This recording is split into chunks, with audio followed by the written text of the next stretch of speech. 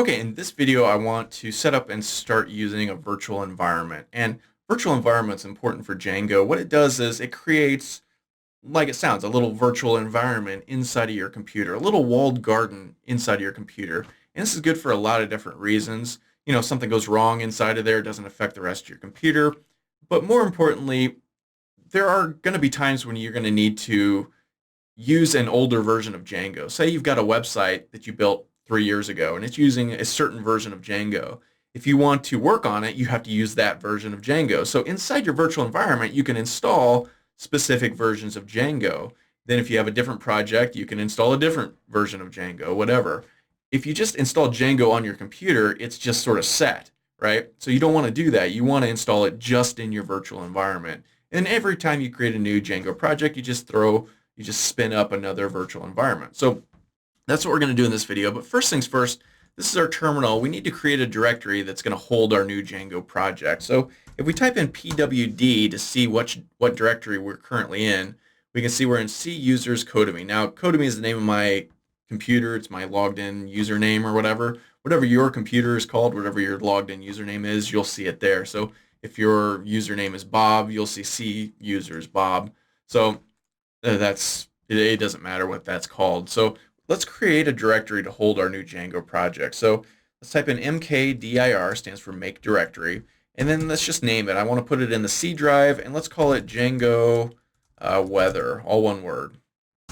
So now we need to move into that directory. So type in cd, change directory, and then just type in that directory again. So Django weather. Okay, so you can see right here we're in that directory, or we can type in pwd to make sure, and sure enough, there we are. Now let's type in ls to list the stuff in this directory, and you see there's nothing in there now, and that's good. That's what we would expect. So let's type in pip freeze, and pip is the Python installation program. It installs things for Python, and the freeze command will tell us what we've already got installed on our computer. Now I've got a bunch of stuff installed already, different Python modules and things.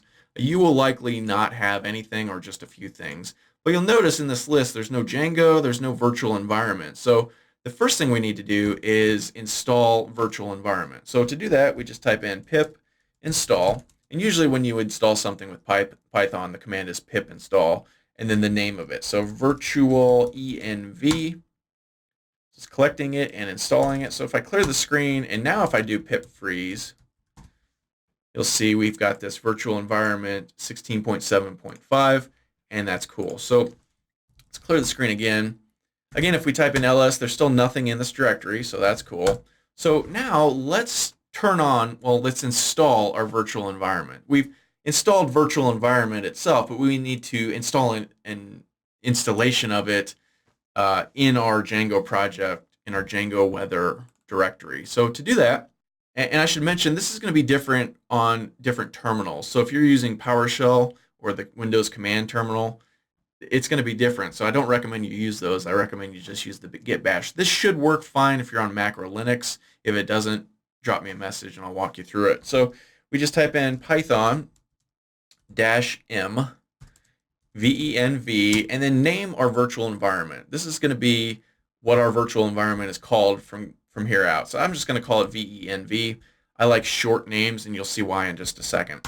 So if we do this, it takes a second, and it will then spin up a bunch of files and folders that we need going forward. So, okay, looks like it's done. If we type in ls now, you see we've got this venv directory, which we just named right here. So let's change into that directory and see what's in there. I'm going to clear the screen, type ls to list the stuff.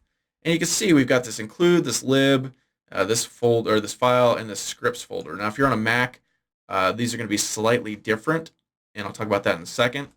But what we are interested in now is this scripts folder. This is where the activation file is to actually turn on virtual environment. So we've got it installed, it's all set up, but we haven't actually turned it on yet. So that's the next thing to do. But first, I'm going to move back to the directory we were just in. So the cd ... command will move us back. And you can see now we're just in our Django weather directory.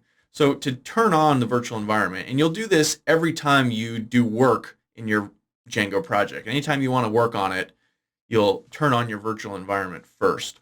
So to do that, we just type in source and then the directory where our virtual environment is, venv, right? And then scripts/activate. And when we do that, you see this thing pops up right here. Now, if I hit enter a bunch of times, every time I do, this thing is still on there. And that tells us that our virtual environment is turned on, right? It's working, it's turned on. And that's why I like to name it a small thing, because it's kind of unobtrusive. You know, if we called it my virtual environment, that would be a long line and it would show up there every time and it's just kind of annoying. So I just name it Venv. It's just kind of smaller. You can name it V if you wanted to really get it small, but that's all there is to it. So now that's what we do on a Windows. If you're on a Mac or Linux, I think the command is source bin/activate, right? So if you're on a Mac, go ahead and do that and you should be fine. Okay, so we are now ready to go. We've got our virtual environment turned on. It's installed, it's running, everything is great. Now if we type in pip freeze, oops, I'm gonna clear the screen and try that again. Pip freeze, nothing shows up. When I ran it earlier, I had a whole long list of things. How come there's nothing showing up now? Well, it's because we're inside of our virtual environment. And inside the virtual environment, there's nothing installed yet. So that's exactly what we want. That's the great thing about virtual environments. And that's really cool. So in the next video, we'll actually download and install Django. We're going to do it from the terminal here using a pip install command. And that'll be coming up in the next video.